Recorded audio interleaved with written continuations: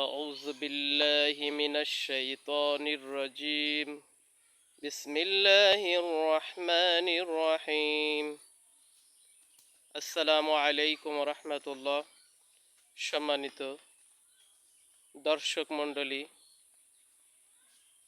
আমি গত আলোচনায় সূরা ফাতিহার ৩ নম্বর আয়াতের অর্থ বলেছি। আজকে সূরা ফাতিহার ৪র্থ নম্বর আয়াতের অর্থ বলবো ইনশাআল্লাহ।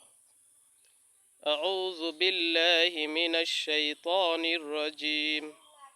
বিসমিল্লাহির রহমানির রহিম। সূরা ফাতিহা আয়াত নাম্বার ৪। ইয়াকা না'বুদু ওয়া ইয়াকা নাস্তাঈন।